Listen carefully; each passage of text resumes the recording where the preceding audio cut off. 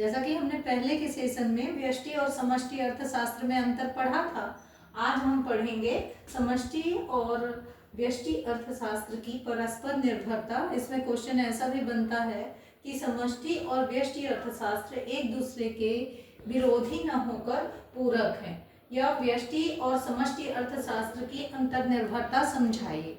कोई भी क्वेश्चन आएगा, आपको सिर्फ उसका कॉन्सेप्ट समझना है। तो कुछ पॉइंट्स हैं जिनसे मैं आपको इसके आंसर का कॉन्सेप्ट समझाऊंगी। जैसे कि हम ये कह सकते हैं कि व्यष्टि और समष्टि अर्थशास्त्र एक दूसरे के विरोधी न होकर एक दूसरे के पूरक है या एक दूसरे पर निर्भर है।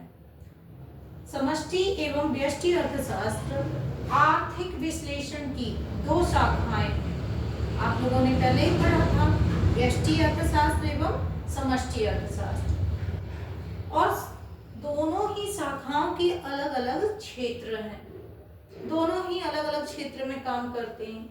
लेकिन कुछ आर्थिक समस्याएं अर्थव्यवस्था में ऐसी हैं जिसके विश्लेषण के लिए हमें दोनों की आवश्यकता होती है। और कई बार ऐसा होता है कि कुछ समस्याएं हैं, जैसे कि अगर हमें राष्ट्रीय आय का अध्ययन करना है तो हमें पहले व्यक्ति की आय का पता लगाना पड़ेगा, यानी छोटे से बड़े। तो ये जो दोनों शाखाएं हैं वो एक दूसरे की समस्या का समाधान प्रस्तुत करती हैं या समस्या का सॉल्यूशन प्रदान करती हैं।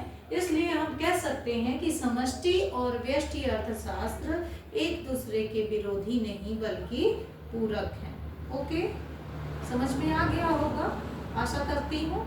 और अगर अच्छा लगा ये सेशन तो प्लीज़ लाइक, शेयर और सब्सक्राइब करिएगा।